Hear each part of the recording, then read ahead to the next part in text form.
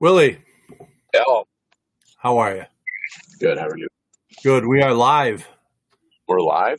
Yeah, my first. Well, I didn't know how to promote you without going live, so I kicked it off. Well, there you go. Yeah, so I guess I did it. How Nice. are you? I'm good. How are you? Good. I I'm told pumped. Angelo. I was just talking to Angelo and told him if he wanted to download the app and call in. So he said he would do that. Let's see if he does. Nice. Yeah, That would be good. We've only been failing to get him on here for how long? I know. Long overdue, right? Yeah.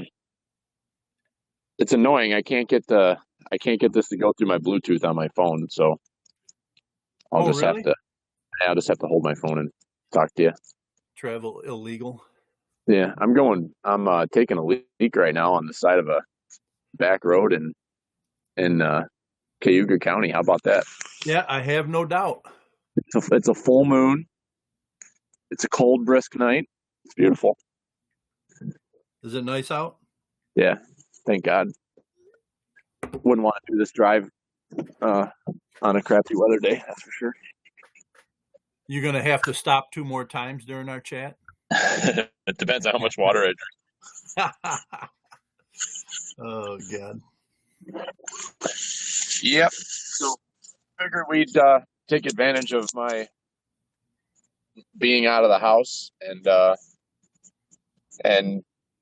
2.5 hour drive ahead of me to get on here and catch up and do a podcast. Me and you, we haven't done one. I don't think we did a single podcast with me, you, and Jimmy all hunting season.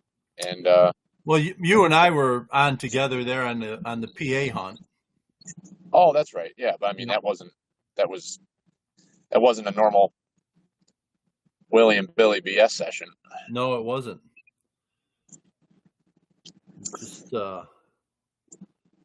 checking my calendar for something. It was. I wanted to tell you about a kid that I did an interview with. God, I'm trying to remember his name. I was even think it was like Ian or something. I was going to tell you he's a college student. I think he's going in maybe Vermont for forestry. Okay. And I got hooked up with him. He had a class assignment that was to he was supposed to call or interview a property owner, somebody that had more than 20 acres, Huh.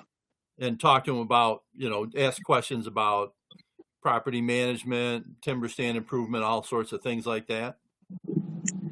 So I can't find the kid's name here. What was So this? I had a great. What's that? This just happened? Yeah, I did it. We're in March now. Probably, I want to say early February. Yeah. And the reason I wanted to mention it was because all the podcasts and the stuff we do and talk about habitat improvement, and timber lot management, and deer farming, and all our conversations. I never went back or haven't taken time to go back to square one and reflect. Yeah. And my conversation with this young fella took me on that journey where we, he wanted to know how it all started. So I told him the kind of the history of the camp, and then when Uncle Mike and I started buying land up there, and how we did logging, then we did firewood. We still own firewood, and then how it turned into, managed clear cuts for habitat, stem density, forest management. Like we did some clearings and left the better timber. We did some thinning, and saved some good trees, which that was now like 15 or 20 years ago. We'll be ready to go in and harvest them soon. And then we started with food plots and so anyways, it was just, the kid was totally pumped about everything that I shared with him and kind of what our story was. And, how we went from, he goes, you've grown from just a avid deer hunter to a forest manager, he goes, all the stuff you're talking about is the stuff I learned about in my class, but I've never done. Right. Yeah. So, he lives in Pittsford. I hooked Oh, up really? with him. Yeah, I hooked up with him through a school administrator here that I used to work with.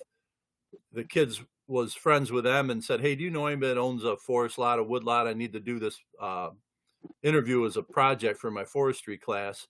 So he goes, "I got just the guy for you." So he put us two in touch, and then we did a phone interview one afternoon. It was like an hour and a half. He goes, "I only need 15 minutes of your time." I said, "Well, you haven't talked Good to me luck, yet." kid. Good luck. Yeah, you've never talked to me before. Yeah, because I got nothing else to do. Yeah. But I'm telling you, I enjoyed the heck out of it. And then the kid, he was so excited. So I told him, I said, "Hey," we exchanged numbers and stuff. As a matter of fact, I told him about Pert Near Outdoors, and he went in and followed. He's a follower now on Instagram, and but I told him, when you're home, over spring break, or when you get home in May or whatever, give me a shout and I'll take you up and walk you through the property, and you can see what we've done. Yeah. So, but I just wanted to share with you. I don't think I had told you about that, and it was a No, very you hadn't. yeah, it was good stuff. Yeah, it's cool, and it's you kind of lose sight of how, number one, how much you've done, but you also lose sight of how fortunate you are to have what we have, but what you and Uncle Mike and Grandpa, invested in 30 years ago, so that we have what we have today. Right. And we've talked a lot about this, like, if we were to try to start from scratch today, instead of what you guys did 30 years ago, I mean, I don't know how I could do it. Right. I don't know. I mean, I guess you'd figure it out. Like, you and Uncle Mike had to figure it out back then. Like, you guys were, both your wives were stay-at-home mothers, and you guys were working. Like, I mean, life probably wasn't cheap then either. So it was No, and it probably was interesting because back at that time, like right now, it's kind of the, for the lack of a better term, it's kind of the in thing to do, right? To be managing your property and your woodlot and everything. But, back then there was not, there wasn't anything as far as, podcasts and YouTube videos on how to do this and how to do that. And I mean, these were just ideas we came up with, and stuff that we did learn. Mike and I, you may not know this, but years ago, Mike and I used to go, we went to some property. There was like a Forest Owners Association, New York State Forest Owners Association. And during the winter, they would have like seminars on a Saturday or whatever. And Mike and I went to a couple of those, and they talked about different practices for managing your woodlot and managing for wildlife. But back then, if you wanted to learn that stuff, you had to go in person, and sit through something like that. Which you and I have had these discussions. Like, yeah, like, I think that's a piece that's missing from a lot of this stuff. Like, there's so much going on. I feel like so many things that we do is you're half paying attention to everything, because you're not really forced to be engaged and they're present in what you're doing. Yeah.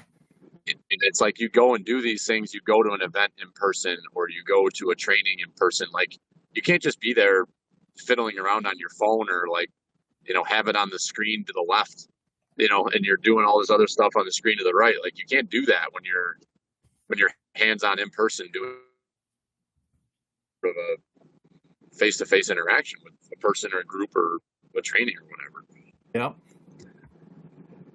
I find myself wanting more of that, but it's just hard to find the time. It is, and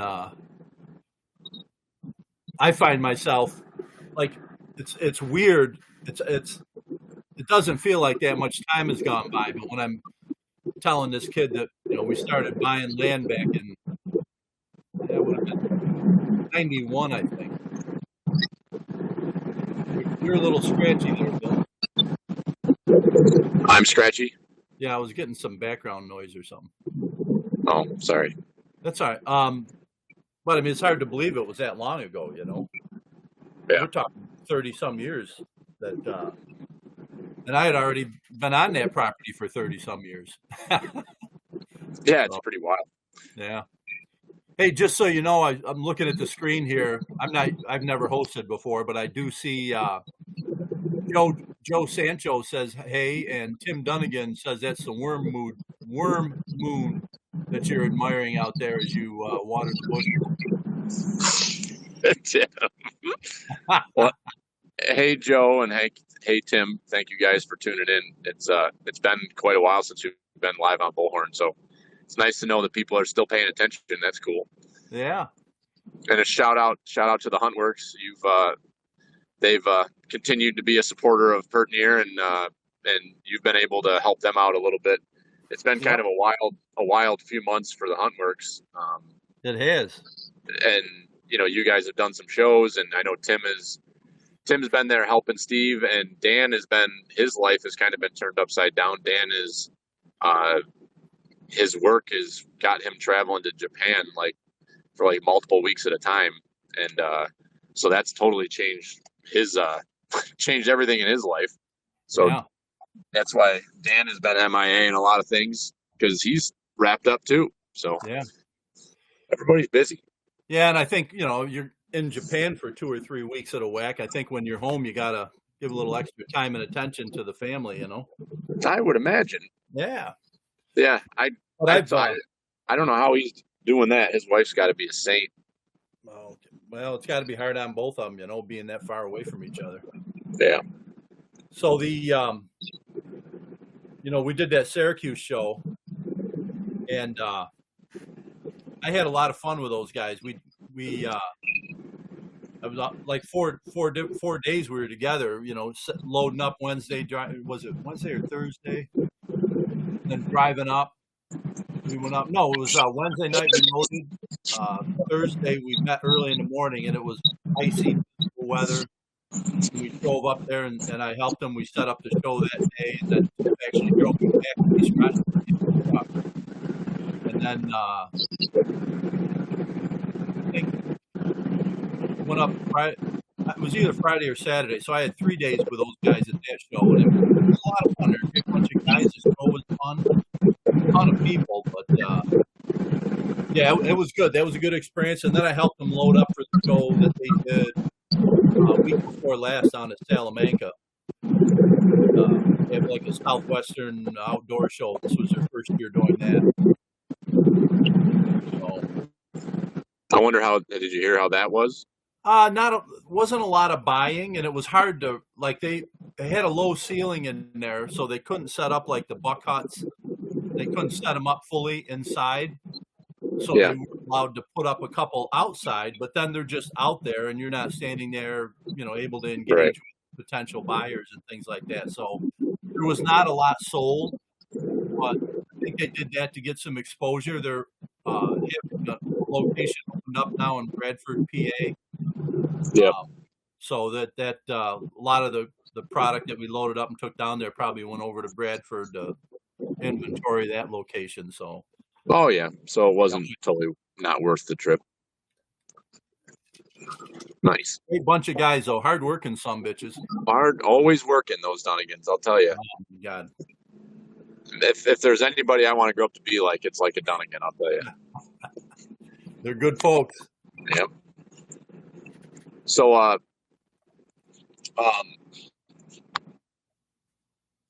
kind of wanted to just kind of shoot the shit like we are right now, and you and I, most of the podcasts I've done so far this year have kind of been sharing a podcast with other shows, which has been a lot of fun.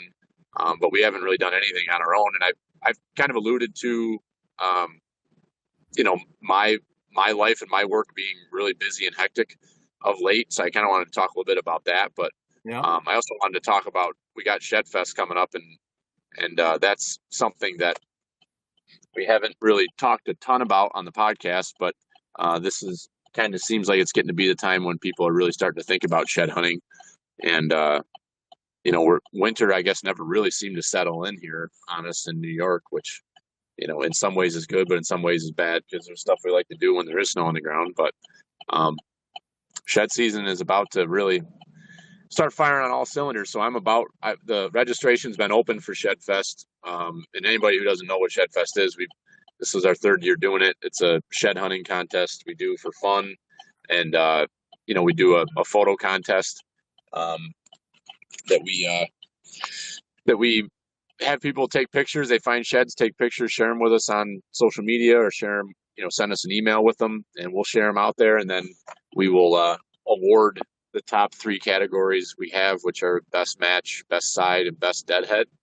And we'll have prizes for each one of them. And you don't have to be present for anything to win those. If you found a good one and you live 3 hours away and can't come to our event, then no big deal. You still can win the prize. And then what we did last year, which we're going to do again this year, which was a blast. And what it's really all about is, doing an actual get together and going again to using our friends at Windy Brew, using their facility in Sheldon, and having a party on April 23rd, which is a Sunday. We'll get together, I think, at like 11 a.m.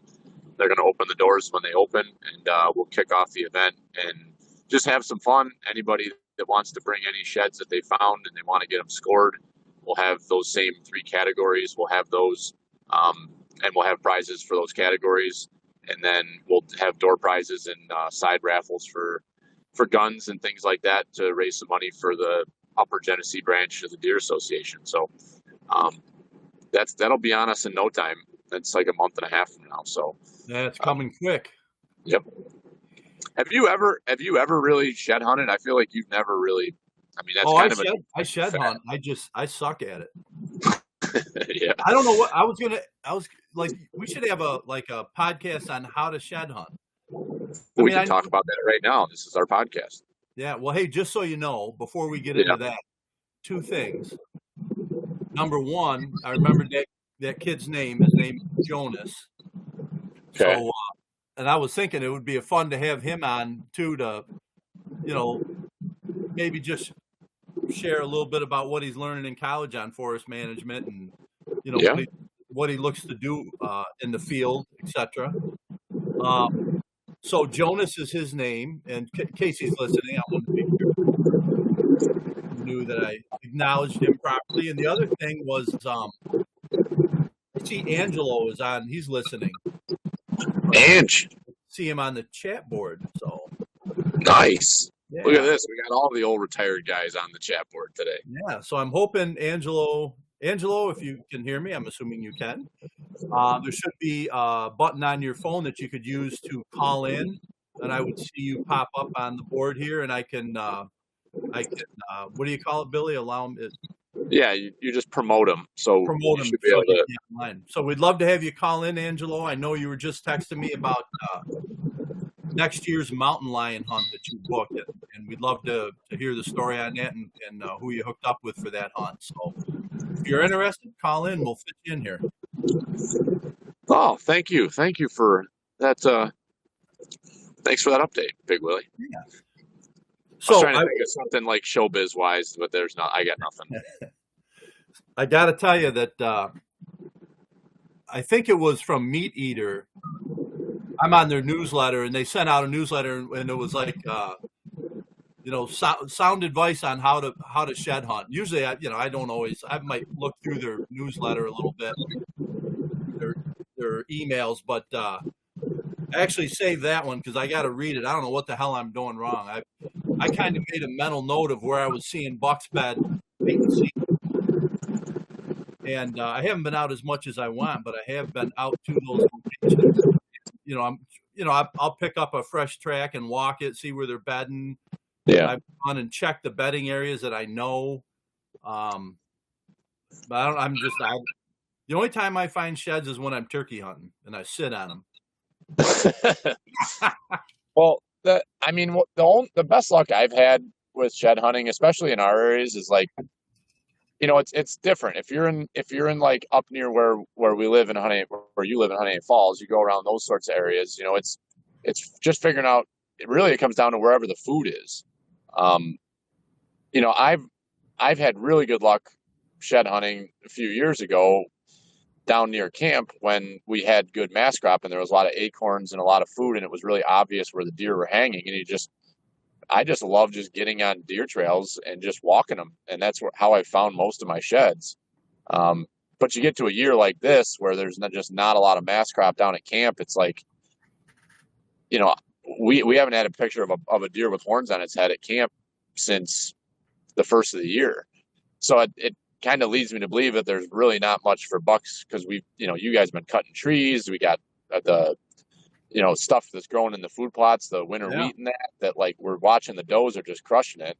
We got tremendous doe groups, unless some of them have already shed, So, I mean, for you, if I was going up to camp, I would poke around some of those, thick bedding areas like north of the cabin. But I don't know. I would never really personally spend a whole lot of time shed hunting right around camp because we just never really see a whole lot of buck activity after season's over. So it's really trying to figure out where those bucks live. And the thing I said to Mom the other day, I'm like, you know what, you and Dad should shed hunt together. Because we did last year or year before we went out together. Yeah, it's great. And you guys, where you live, I mean, you've got that little nature preserve around back behind your house. I was thinking about going for a hike down there. You should. And, stuff like that. And the park up near the house, like, I mean, you could go walk around there. It's not thick and nasty tangle. Like I was thinking about some of those spots right off the main road on the west side of the park. I mean, there's cow paths going up and over. Jimmy and I were talking about it. Like they're crossing the road and going over the ag ground. It's like, tell me there isn't a deer that's dropped a horn in there, Yeah. So that's the sort of places I would focus, is somewhere that's in a travel corridor between food and bed and somewhere where the deer are hanging. But I don't know. Finding a shed is it's fun, but in the end, it's just an awesome opportunity for scouting. Like that's what I love shed hunting now because it makes the season longer, and it's an opportunity to scout your property in a way that you wouldn't want to do it when it's thick and nasty during the summer, and you wouldn't want to be doing it during the season, Yeah. Well, and the other thing is, this is the time of year we see tons of articles and hear podcasts about, the value of winter scouting and, doing all the things on the property that you don't dare do because you don't want to blow it out during season, Yeah. And so really just getting out there and going for a walk on a winter day is awesome to me, So, and I just like, it's frustrating though. There's a guy, I think it's like KTM or something is part of his. Yeah, that's Shane. Yeah. Yeah. So Shane, I mean, it's like, who the heck's going to beat that match set that he just? Nobody. Yeah. Game over, right? Yeah. Yeah. What the hell? He found that one shed. He had a picture of that buck with horns on his head, and then like a few hours later without him on his head. Oh. And so he went out and he found the one side like the next day. And then he put on like 100. He texted me like several days before he found it and said, like, I've already got 110 miles in searching for that other side. Oh. And like he's I don't know if he's married. I know he's got a girlfriend or, a significant other. I'm not sure if they're married or not, but like no kids. Like he is obsessed. Like shed hunting is a lifestyle for him. Well, I remember, I don't know if it was last year or year before, but he came in with a bushel basket full. Yeah, that was last year at Shed Fest. Yeah. I was thinking we ought to, it'd be neat to have somebody on that has, continued success. And because, I mean, you can go out there and just wander around and not find any. Like you said, you have to have, it's no different than going deer hunting, right? If you don't know where to go, you're not going to kill one, No, and the fact of the matter is just like, you can't find them if they don't live there. Right. So he's got a couple spots where he has access to, where he knows there's bucks holed up. And I mean, that's not to take away the work he's putting in to find them, but you could go walk Naples for 3 months straight at camp and on our property, and you would never find a shed because the buck was never there during the winter. Yeah. So, it just goes to show you can't find them if they don't live there, and you can't kill them if they don't live there. So that's just the reality of it. Yeah. And there's, I think of, I talked to Uncle Al, and him and I are planning to go down to Letchworth and do some shed hunting down there. That'd be cool. Yeah. We're going to kind of work the area that we that we hunted. There was a group of 5 bucks bedded together there late in season. Yeah. And, that park property, borders private land, and there's ag fields in those private lands. And you know how it is, you drive by there and you see deer out feeding. They feed in those ag fields, and then they duck back into the Letchworth State Park land to bed and spend their days. And we're gonna go up and work those edges and everything. And again, it's winter scouting, and the park was beautiful, and it'd be nice to go up and check it out again. But we're gonna do a little shed hunting there. AndAle's got a place that he hunts over in like Caledonia way, southern Caledonia. Yeah. And towards Perry, nice place over there. We're going to go over and hit that as well. Nice buck that survived down there. Cool. Just a couple old retired guys just trying to find something to do. How nice.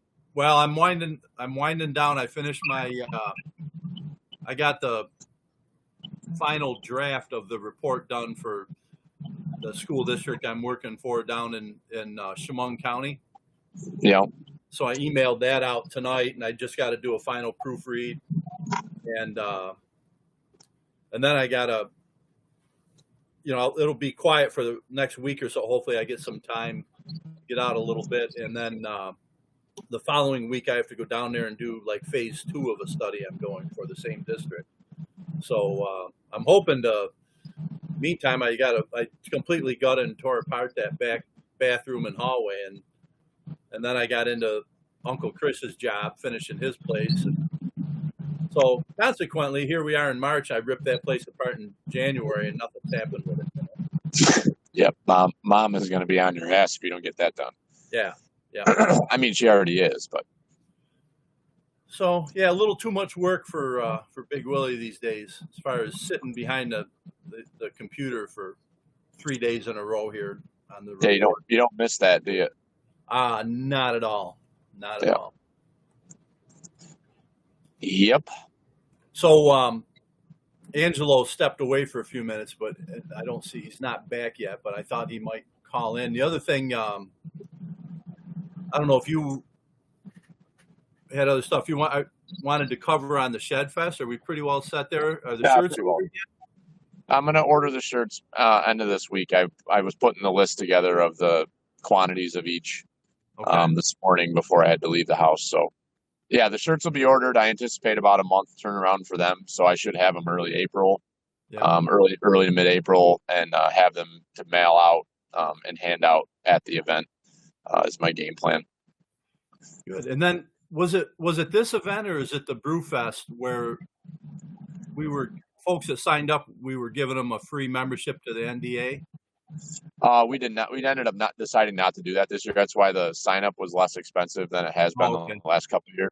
All right. It got to be too much to manage between myself and the Deer Association, and then it got like people already had their memberships, and then it was like stacking memberships on top of memberships, so it just got kind of complicated. So we decided I'd rather just have Sean come up and do some raffles the day of and just raise money for him that way. Cool. Yeah. So in other words, for all you folks like me that got your renewal notice for the National Deer Association, go ahead and sign up, because we're not giving you a free one this year, right? Yeah, exactly.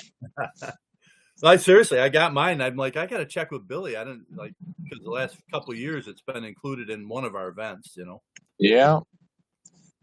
But that's fine. We got to cut back on some of these things, Some of these COVID, Net loss organization. I got too close to showing a profit to the old big guy, so I had to start backing off. That's right. Oh, Angelo's on. You want me to promote him, bring him in? Yeah, if you want to talk, bring the man in. All right, here you go, Angelo. Let's see if he pops up here. Angelo. Hey, Andrew, you on? Yeah, I think so. There you are. You can see me? No, it just says your name, but if you turn your camera on, I'll see you. Maybe you don't want me to see you. camera. No, just do the microphone because none of us have our video on. All right. Good. How's Angelo? We're doing well. Did you? I'm glad you decided to jump on. Like Billy was saying, we're long overdue to get you on here. Yeah, you shot Frank. I did. Yeah, for anybody that's listening and doesn't remember the story of Frank or who shot him, we got him on here. Angelo Visca. The man, the myth. The man, the myth, the legend. The myth. Yep. What's up, Ange? How's the winter treating you? Well, it was pretty good up until this month. But it's been mild. You know, it's been good. Yeah. I noticed you guys are talking about the sheds. Were they late this year or what? Yeah, there's a lot of people that I was talking to some people today, that customers of mine when I was out and about, that they still haven't the deer on their property, they're still watching them on camera with the sheds on. So I think it's been so mild that I just don't think a lot of these deer, as long as they were healthy, I don't think they're dropping. Yeah, because I saw some turkeys strutting about 2 weeks ago. So, did you really? Yeah. But now that it got colder, I think maybe it put them back down, you know. Yeah. You know, there was, I don't know if either of you guys subscribed to the DEC's newsletter, for the Outdoors newsletter, but I subscribed to that, and they had an interesting article, Billy, and I thought I might send it to you, like a link to it, and have you post it up, but it was talking about, like shed hunting, when you find a shed, to examine the pedicle at the base. If it's level or concave, the deer is not healthy or they're stressed. And if it's convex, then they were, then it's a good, healthy deer. So saying, the stress could be from weather, could be from lack of food. It was just a really neat article. I never knew that you could take a baseline on the deer's health by their. Yeah, I've heard that before, and we've actually found sheds where like there's like hunks, like literally skull plate attached to the shed. Yeah, and that's typically not a very good sign that the deer. No, that's a little excessive. Yeah, I've got one. I found at the Kirsch farm a few years ago. That probably one of the biggest sheds I've found, and I'm fairly certain that deer probably ended up dying during the winter because we never saw another deer that had a rack like that, but it was a good portion of his skull plate was on this shed, so it was pretty wild. Yeah, there's a lot you can tell by, like to Andrew's point, like these deer that are still holding, like they're doing really well. I think all the pictures trail cam pictures we've got, the deer that are still holding on their horns, they look great. Their bodies look good, and aside from those couple of cold snaps we had, like there hasn't been any deep snow to deal with. No, it's good for the deer herd. Like I was hiking, I went for a walk down south end of Honeyway Lake the other day, and usually you go for a walk and you find some dead deer around. I did find one dead deer. It looked like it had probably been run down by a coyote or something. But we haven't found any dead deer on our property on the farm, which there's usually 2 or 3 dead deer around that we find. So yeah, and they're not dying of the cold and starvation like they typically do, which is a good thing for the deer herd. Yeah, it is. This ought to be a great year for the deer herd. Yeah. So, Angelo, you tell us about your lion hunt. Yes, actually, I booked that today with Diamond Outfitters out of Tucson, Arizona. And I originally got involved with them from the Harrisburg show, Great American Outdoor Show. Yeah. And they're putting me, talking with them. What they are doing for me as far as elk is putting me into different areas that are very high density of quality, bulls. But it's across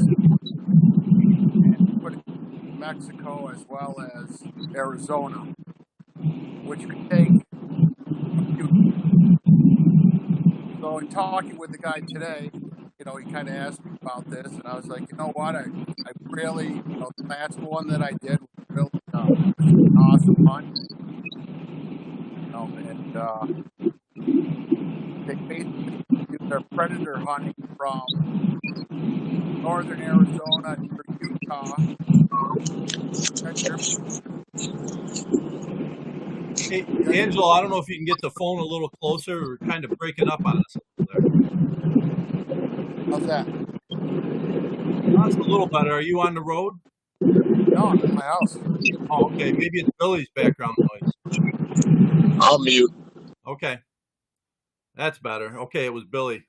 Go ahead, Ange. I'm sorry. So you were saying this hunt would go like from Arizona to Utah area?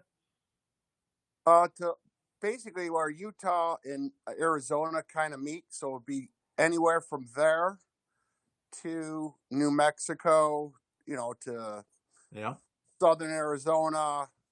Basically what they do is they're incorporated with different type of cattle ranchers and stuff. And if they're sighting big cats that are doing any problems, or, they want to know where the cats are. So you have a high success rate of quality toms, 160, 180 pound cats, and possibly upwards. But, I set my goal at about 160. And if it's get a bigger one, then good for me, Is not like a 160 or you say 60 or 160 pounds?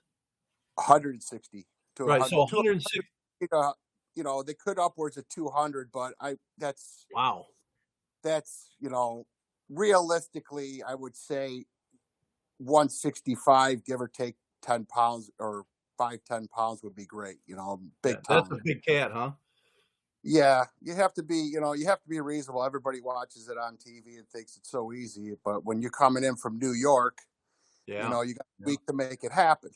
So it's a little different. But it's good that they do their homework and they're looking for where the cats are and get the thing done. So they're at about a 95%, and they do not take females; they want males.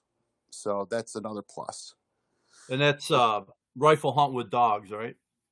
Yes. It's the only way you'll ever get a cat, really. Yeah. What'd you shoot last time, Angelo? Was that a female or a male? It was a male, but it was a younger one. It was about 120 some odd pounds. Okay. I want a big cat. And you know what? For me, it's just an amazing hunt when you actually get there. Everybody thinks it's easy.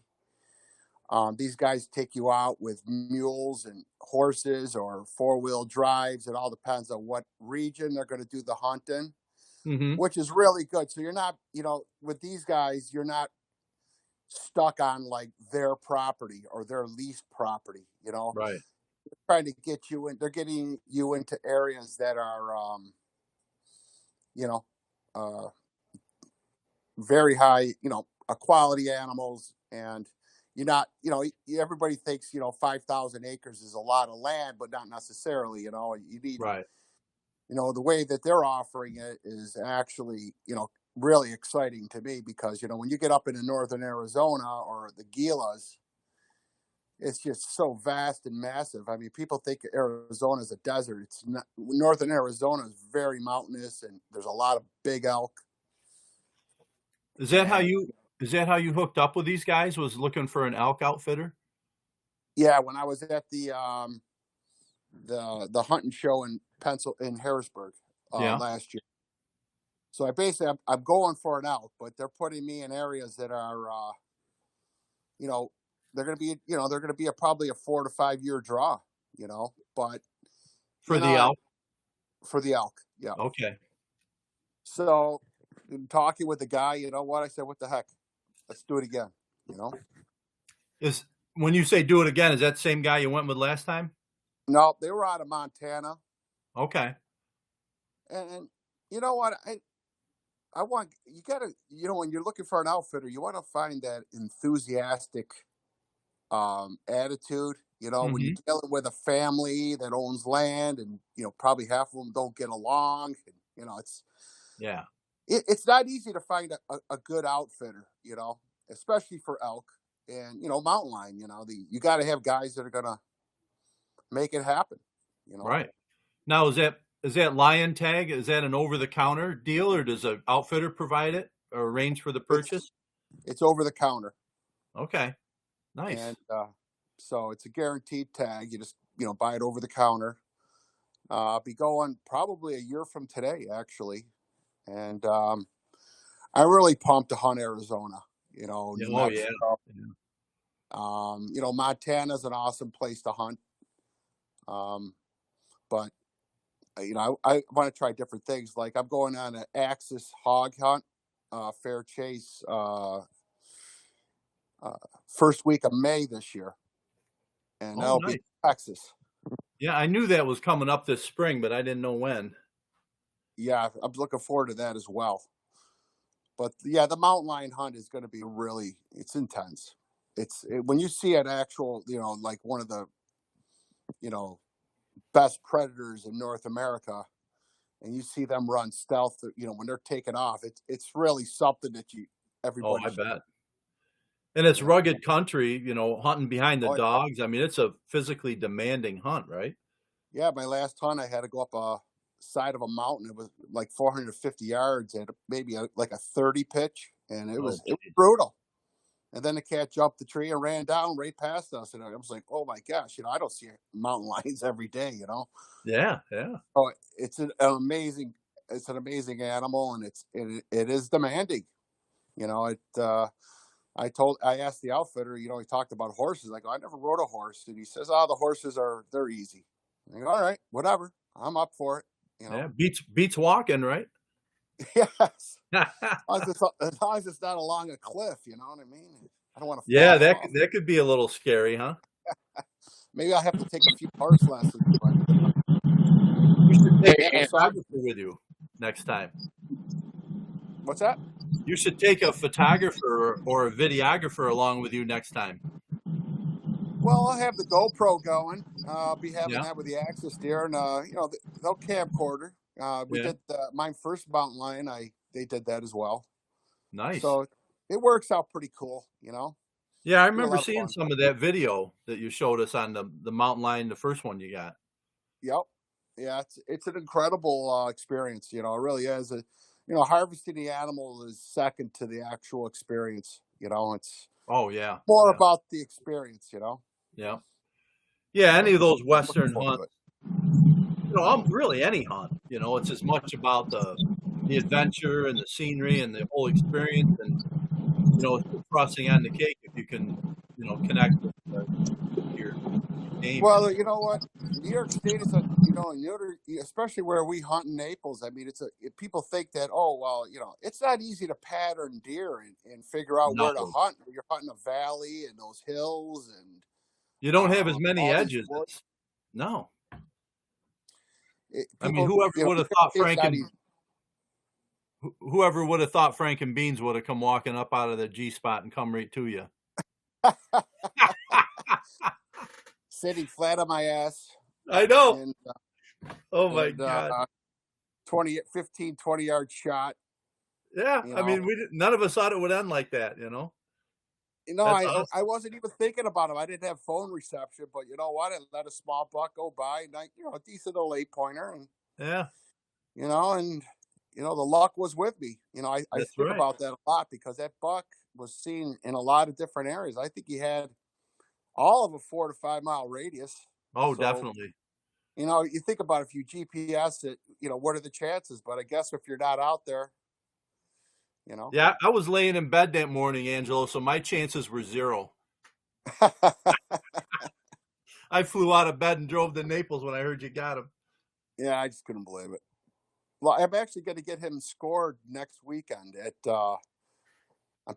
want me to take him to runnings. I talked to those guys at the Syracuse show. Oh, okay. So he wants to measure them. So I said, okay, I'll take it out there. Nice. As long as it's not raining. Hey, well, tell us about the Axis hunt that's coming. It's Axis deer and hog, and that's in Texas. Now, whereabouts in Texas? It's near San Antonio, Menard County. Okay. Kind of like central Texas, but little more west, kind of below the Panhandle. Uh-huh. And again, a very good friend of mine has done these hunts. He just shot a nice odd-edge sheep, Oh, yeah, I've heard of those. or whatever they call them. Yeah. And he hunted with this guy several times. So he hooked me up with the owner. I chatted with him. He's actually it's a one-on-one hunt. And he's going to take me out. It's fair chase. And then you could, they got a lot of those feral hogs running around. So I'll just be whacking those as well if I see them. Nice. So it's going to be a fun hunt. It's well, that's San Antonio. I'm looking on the map. It looks like San Antonio. You said San Antonio, right? I think it's just southwest of San Antonio, but it's in that area. Yeah. Okay. Because that's like, it's in the Panhandle area there, just south of New Mexico. Yeah. Yeah. And it's very mountainous there, believe it or not. It looks There's a lot. But I think I may be hunting like a high truck. Uh-huh. Because you got to be able to see them, Right. So it's gonna be an experience. So, like, you have to buy a separate tag for hogs, or do they pay you to shoot a hog, or how's that work? There's no tags. No tag. They just want them. They want the numbers knocked down as any chance you get. So there's no season, nor is there a tag. Just basically shoot them. Nice. I don't know if you eat those though. I'm not sure about that. Well, I know, I talk to folks that, get them down south, not that far south, but they say they're great eating. So it'll be interesting that you'll have to check it out. Bring some of that meat home, or ship I'll it. bring the Axis deer meat home and everything else. But, bring some of that hog. We'll try it. Yeah, definitely. I'm probably going to be driving down there, so I'll have my coolers with me and stuff. Yeah. I hear I'd be excited to try the Axis deer. I hear that meat is incredible. I've never eaten that before. Oh, really? Yeah, I'll have it all freeze packed and bring it back. Yeah, there's a lot of people that say the Axis is some of the best wild game meat you could ever eat. Really? Nice. Oh, good. Yeah. And the strange thing is that May is their rut. So that's why I'm going to get May. So, it's. But like I said, I'm not going to hunt high fence. I told them I'm on fair case, and that's what they're going to do. So I'm excited. But it's an exotic, so it's only like that's another over-the-counter type tag. Like I think $50. Really? For the yeah. And then are you saying it's exotic? It's not it's not native. I'm not quite sure where they originated from. I think Axis deer originated from like Africa. I think that's what I remember. There was a lot of talk about Axis deer like maybe 3-4 years ago. A lot of podcasts were talking about them. A lot of people are going to Hawaii. They're on one of the islands in Hawaii is like completely overrun by these things. Yeah. And a lot of people go down there and hunt them in Hawaii. It's like a big industry on one of the islands. Yeah, you got to kind of wonder how they got there. Like they have a big goat problem in Hawaii, if I remember correctly. Like sheep. Because there's no predators. No. There's nothing to. It's just like New Zealand and Australia. Like, well, New Zealand in particular. Like, there's tons of non-native animals there that were brought over, and then there's no predators there to kill them. So they just got overrun with all these animals that there's nothing kills them other than disease and old age. Yeah. And people from the mainland. Yeah, that's right. They have to. Maybe they'll look at introducing wolves there next, Billy. Oh Jesus! Yeah, don't that's get all started. you need. That's all you need there, huh? It's amazing what they did with those things. They paid Canada $75,000 a wolf in Montana. Did they really? Yeah. It's nuts. They paid them to do what? Bought them so they could trap them, or basically right. Yeah. Tranquilize them and bring them into Yellowstone. That's what they did. Well, and now that Dad's referencing, I don't know if you heard this, Ange, but the process is underway to reintroduce them into Colorado. And same deal. But Colorado really sounds like the folks that are driving this are really doubling down on, making it so that the reintroduction happens, and it happens no matter what, and there will be likely no opportunity in the future unless there's some sort of change in governor or commission members that you'll ever be able to hunt them. And Colorado is not looking like it's going to be in a good situation in 5 to 10 years with their elk and deer herds. The thing that really gets me about all that is the fact of how much money they could actually make by selling tags in these areas instead of having wolves. Right. Basically, it's a tough way to go when you're getting eaten alive, rather than a bullet. And the money that they can make off of hunting just amazes me that way of thinking. Yeah. Yeah, it's so far removed from our rationality and our ideology of how we think about this stuff. It's really hard. I was talking to my buddy Rob today that lives out in Colorado, and like he said, he's like, they figure that they're estimating that the if they get up to a population of 500 wolves, they could eat up to 1,000 elk a year. Is what they estimate in the report. That's what they're estimating. They could kill 1,000 elk. The wolves could, and if they do that, they're going to issue 10,000 less hunting licenses, because the success rate is like 10% on an archery elk tag in Colorado. So that would reduce the hunting licenses sold by about 10,000 licenses, and how much? Like, it's for an out-of-state license, it's $700 for an out-of-state hunting license in Colorado. That's just the license, not the other things that you buy as a hunter. And that money is not going to be available anymore. And you're going to be the state is going to spend a ton of money to manage those wolves and everything that happens with them. So the state is going to lose money on this. It's not all about money, but it's like hard to look at that and say, how does this fiscally make sense to do something like this? Nobody's thinking about it fiscally. That's pushing these decisions. You think about it, that $700 tag is only for a week. Going where, Angelo? You guys? When I bought a tag in Colorado, it was only good for 6 or 7 days. Right. It's not like you could have that tag for the whole season. You're good for a week. No, that's a good point. If you wanted to bow hunt and then go back and gun hunt, you're buying 2 of them. Well, yeah, but you don't have a season tag. So in other words, if you wanted to go up there and hunt for a month, you have to buy a tag a week. Yeah. It's almost like I was watching something. It's like the people that don't eat meat, the vegans and stuff. They don't realize how many nuisance permits are put out in New York or wherever, where they're just killing deer all year in apple farms, and they don't take that for granted because they don't eat good. But we all know that these farmers are gut shooting them and letting them run off when you should let guys go in there, hunt them, and then use it. Well, it's not even just that. Think about all these different towns and municipalities. Like, think about Durant Eastman Park.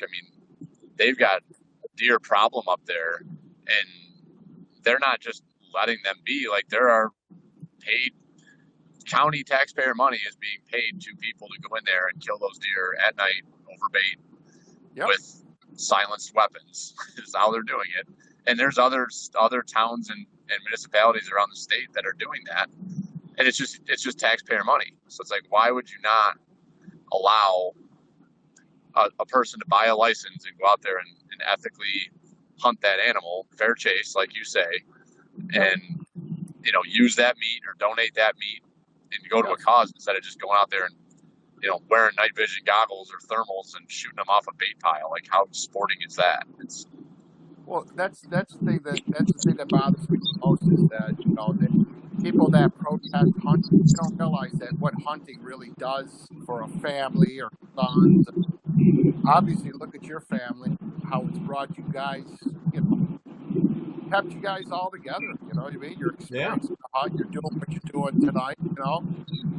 And they want to make it seem criminal, but for them to eat their apples and their vegetables and quinoa and everything else, they're shooting animals, senselessly, in my opinion. Yeah. So it's... Well, it's going to be interesting to watch what happens there in Colorado. Billy and I were discussing this morning a podcast that I was listening to about the whole wolf thing, and then what it might mean ultimately for mule deer hunting and elk hunting and out-of-state tags and the cost of in-state tags. So over the next 10 years, you could see things really turn upside down in Colorado. It's a huge business out there. Well, you know what they're going to do, Bill? The places where you got to get a special draw tag or they don't allow you to hunt, where, there's a huge population of, game, those are the places that they're going to pick on with the wolves. Right. Yeah.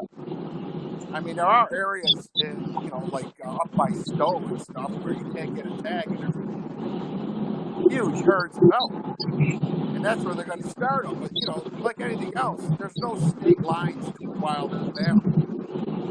So, you can't tell me that there aren't wolves there. I mean, wolves, mountain lions. I mean, the reason they give a certain number of mountain lion tags in different regions is because they kill a deer a week. Right. If you do the math, don't control it. One species is really going to suffer. That's the way it is. Yeah. It's a joke, but got to get through it, I guess. Hopefully, Billy's son will be able to hunt and enjoy it. They won't take it away. Yeah, exactly. If you don't see nothing, it's hard to stay focused. I think right now in Naples we're seeing really nice white down. Hey, Billy, can you mute for a minute because we're having trouble hearing? Thank you. Say again, Angelo, about Naples. We're seeing a lot of quality animals taken out that way. There really is. I mean, gosh, it's exciting. Well, and it's interesting because we're not seeing the numbers of deer that we saw 40 years ago, but the deer we do see are better, the healthier herd and everything. But like you were saying, if you're going to take a kid hunting or, hopefully, down the road, our grandkids will be able to get out and hunt but there better be something out there for them because, they need to at least see game when they're out. You know what I mean? Oh, I agree 100%. Yeah. But like I said, it's unfortunate that, we know that something happened out in Naples because there used to be a ridiculous amount of deer there, just along the roads, Oh yeah. Just, I mean, how it's changed. And I don't know is that the land use has changed that much. When I was a kid, it was a bunch of hills with trees on them and it still is. So, you know what I mean? The ag land was the ag land. We haven't seen a loss really of ag land. We haven't seen a gain of any ag land. Woodlots mature, clear cuts happen in some areas or timber harvest. But the point is it's been pretty stagnant as far as it is what it is. What really has changed is the total volume of deer. And I think we're at a healthier number. I mean, there was without a doubt too many deer when I was a kid up there, So that's why we're seeing better deer. You never used to see deer like the Noto boys are shooting up there and like Frank and Beans.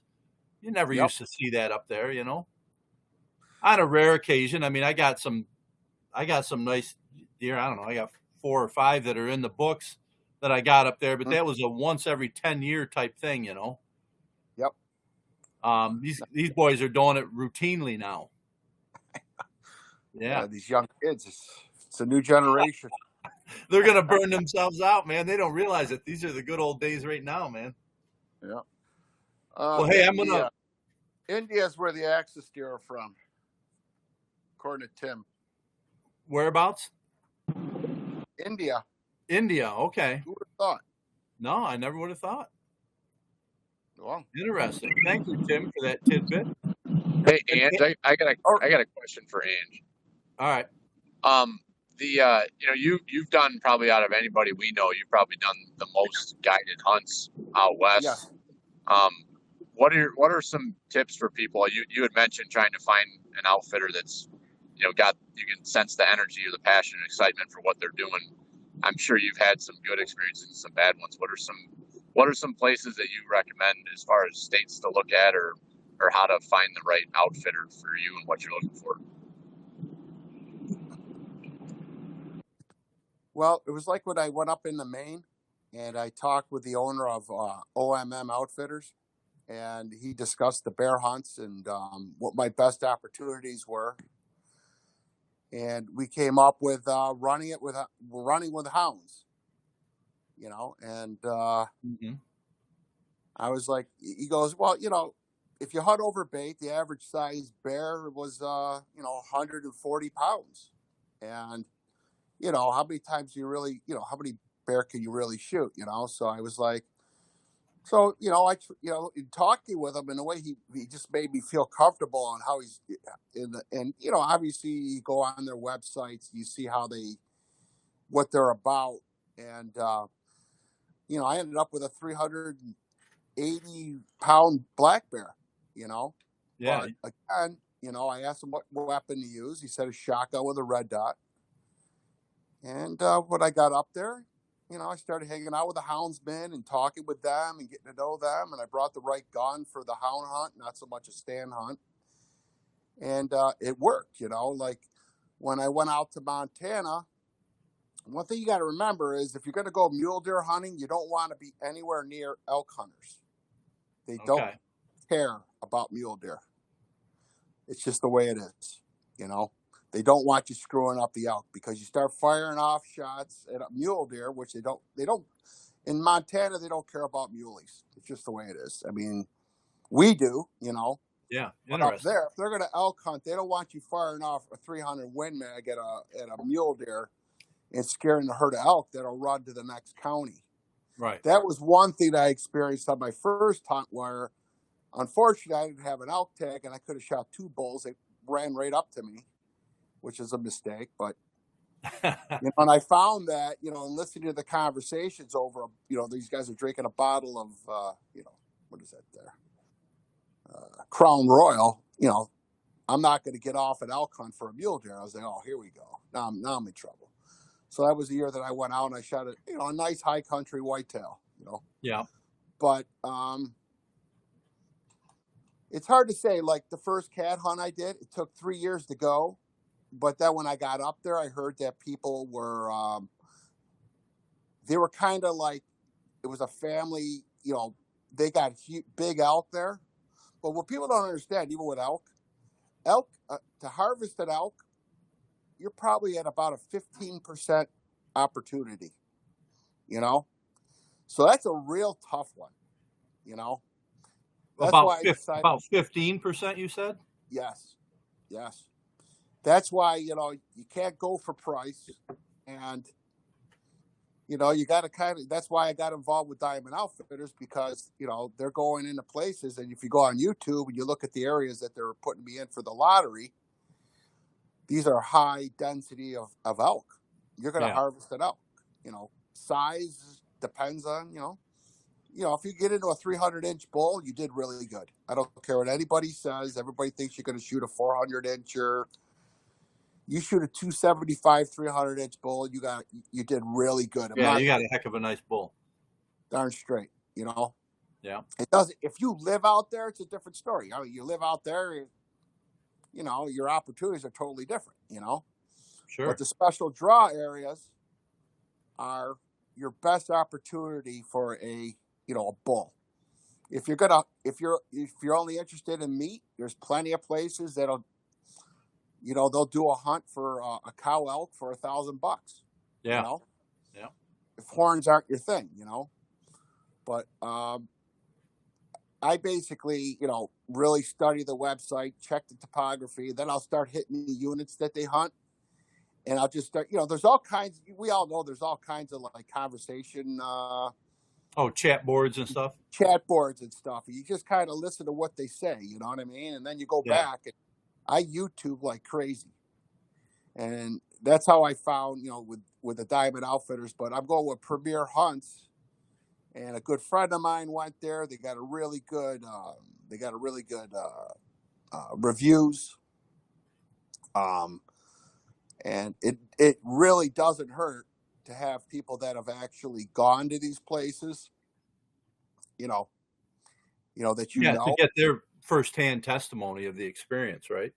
Absolutely, Yeah. absolutely. So I don't go on a ton of them, but like I said, I've been out west about 6 times, and I went on a self-guided hunt in Colorado, and I knew there wasn't an elk to be seen, because if there's elk, you smell them. I don't Yeah. know Yeah. if there's elk in the area, you smell them, and they tear the woods up. They tear you know it, and for me, honestly, at my age or whatever, you know, you get into those big woods, you don't know where to go. Right. Like when I was in Maine, if I didn't have an outfitter, I mean, it was so dense up there, up by past Caribou, that I would have never been able to hunt there by myself. There's no way. Right. You got to get the As animal far out. as far as a do-it-yourself hunt, right? Yeah, I know that I'm really not capable of that. Yeah. You think about it, getting an elk out of the woods. You know what I mean? We're not young like Jimmy and Billy there. Yeah. It's Well, not and easy. so really what you're saying, just what I'm getting from that is that, really do your homework and your research on not only on the outfitter, but the area they hunt. Yep. And then, looking at maybe comments on their webpage, and if you can talk to somebody in Mhm. person or, over the phone or something that hunted there to see what their experience was. And the other thing that Yep. you bring up that I think is an interesting point is knowing what you personally really want out of it. Yep. Um, you seem like to me, you're a guy that plays a long game. Yep. Like you got it in your head that you wanted a lion. And I remember I'd see you and I'm like, I still haven't got the call yet. Haven't got the call every winter. It was their third winter before, and you Yep. already like paid for the hunt. But Yep. they made the call. You jumped on a plane and got out there, and you came home with a lion. Yep. You have to remember, when you're out there with these outfitters, you got to mind your P's and Q's. You got to listen. You know what I mean? Mm-hmm. And it's a process, and you can't get overexcited. You can't get like you don't. It's not going to happen on the first or second day. You have to. It's going to accumulate, and when things happen, they happen. Right. Uh, but when you're like in the middle of this ranch in Montana where I was, you know, where are you going to go? You know what I mean? You keep, because Right. if you're a jerk, they'll take you on a walk. They'll take you on walks. You'll think you're hunting, but you're not. Right. Yeah, they're just You going know, to burn up time with you. yeah. I mean, it's just the way it is. I mean, Right. Right. but you really have to talk to the guy, and you gotta kind of get down to earth with him, and you kind of you got to trust the outfitter. You know what I mean? And but my biggest thing is, if like these guys would, I go, well, what area? Because I figured I could go to my parents' place in Arizona and hang out, and they'll give me the call, and I'll go meet them, and we'll go after Right. the cat. He goes, well, we hunt from southern part of where Utah hits Arizona, all the way to the Gilas, down towards Mexico. So that's what an area that these guys cover. They're no, I That, mean, I was pretty impressed with that. that's huge. Because Huge. if you're hunting, even somebody that, honestly, if somebody owns 100,000 acres, I mean, that has, they got it leased, and a lot of the families in Montana, everything was homesteaded up there, Mm-hmm. and it's it's not as much land as you think, because you can't cover it. You know what I mean? So Yeah, you there's more got land. guys that are out. Go ahead.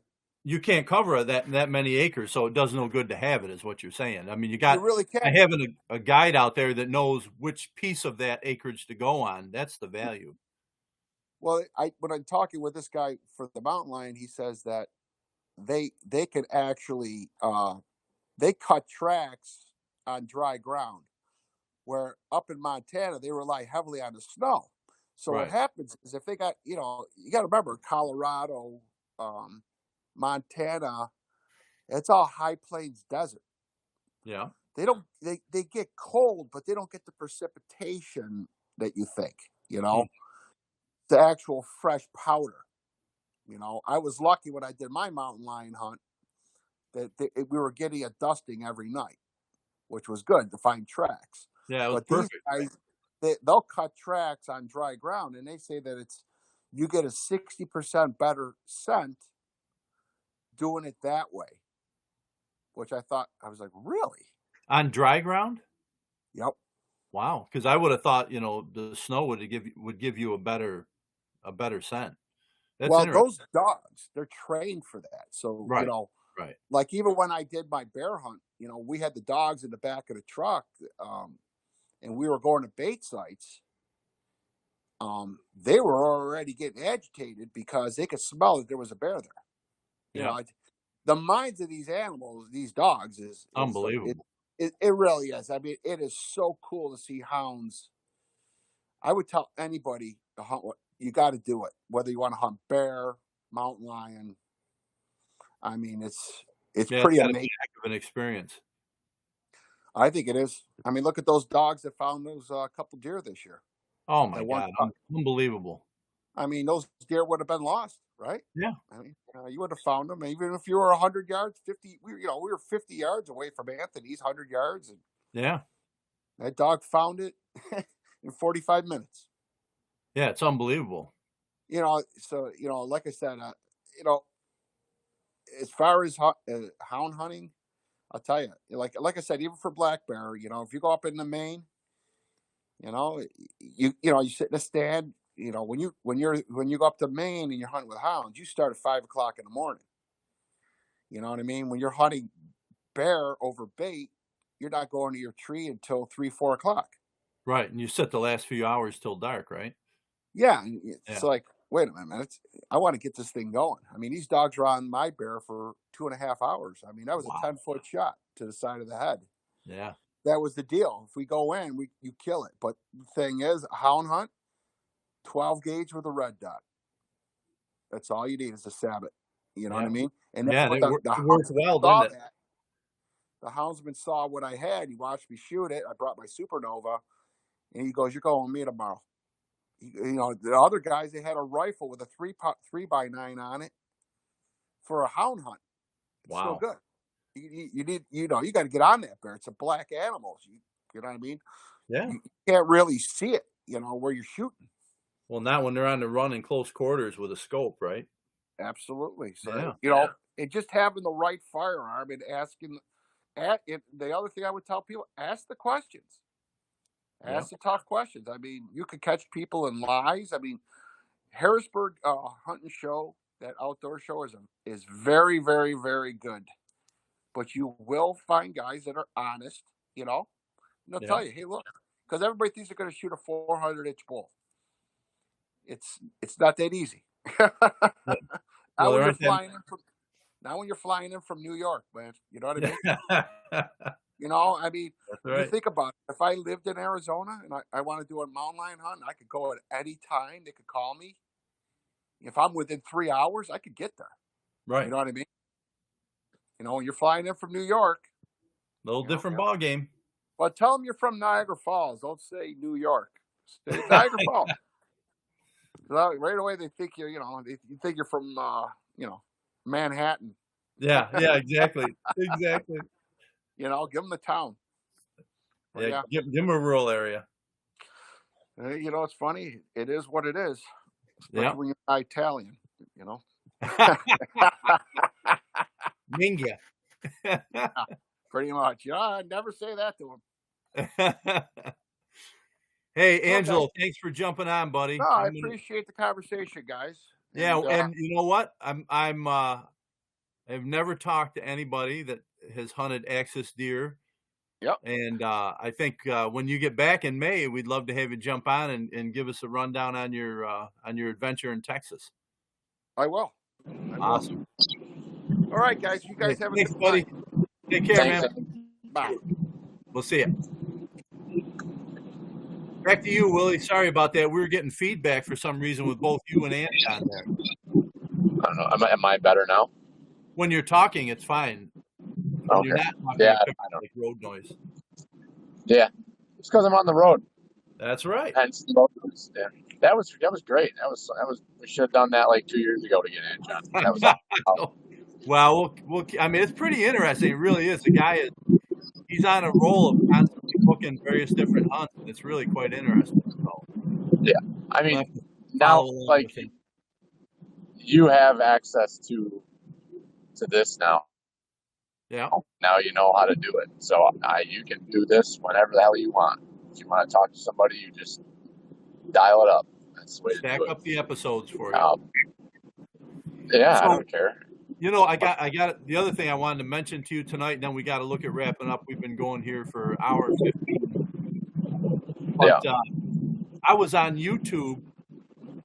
I don't know if I was on with Bill. No, I was with Jay, watching Jay, and I was looking on YouTube, and I see this video pops up of a guy hunting coyotes, and I can't remember his last name, but I think his first name is Nick. He's a fire chief down there in Breakersville or whatever, that Harris Corner. Yeah, he's not the fire chief, but yeah, I don't think he's the fire chief. Well, he was, or he's a young Nick Scott, Engraved Outdoors. Yeah. Wow, some of his coyote hunts, they were pretty good on YouTube. Yeah, that's all in our neck of the woods. Yeah, literally. I could tell. I saw the windmills and everything. I saw you drive by in one. No, I didn't. I just kidding. Yeah, they shot 7 last weekend just in our area. I think 3 out of our block of woods. Yeah, I think they hunt that block between your house and up where AJ lives. Yeah, from that whole valley, they hunt that whole valley from Strikersville all the way up to Bennington. Yeah, that's awesome. Yeah.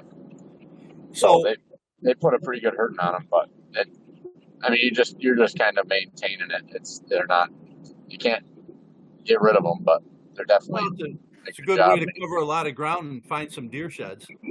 Yeah, that's probably why I haven't found anything. They're finding them all out. Yeah. Kyle, bastards. Well, you know, Uncle Al in his retirement, he's taken up coyote hunting. Yeah. I don't know if you knew he did that.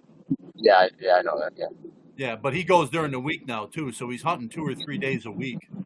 Oh, really? Yeah, and they got cameras and dogs with the radios, the whole same thing as Nick has got, you know. Nice. That's cool. I was saying about, you know, getting Al and his coyote on to talk a little bit about that. You know, we haven't really hit on that much. As you should. Yeah. Have at it, Willie. You have time. We've totally switched roles in life over the last year and a half. That's right. We've done a role reversal. I used to be the one telling you got to do all this stuff, and you were like, "Yeah, it sounds great, but I don't have any time to do it." And now I'm in that boat. I'm the one coming home from school board meetings at 8:30 at night, and you're sitting at home looking for something to do. Yeah, I'm my second or third vodka. Allegedly. Sometimes, occasionally. Rumor has it. Right. So, all right, well, we should wrap up. Unless you got anything else you wanted to cover? No, this is great. I'm glad we did this. It's been too long, and hope everybody enjoyed the chat, and keep following along, and hopefully you follow through with what you're saying. It sounds like you've got some cool people you've been talking to, and have at it. Record some stuff. Yeah, we'll do podcasts, and we'll post them up on the channel. Yeah, sounds good. So thanks everybody for listening, and keep feeding them. Keep feeding them. See you, Willie. Your shed fed before they're gone. See ya. There you go. Yep. Bye-bye. All right. Thanks, see ya. everybody. Yep.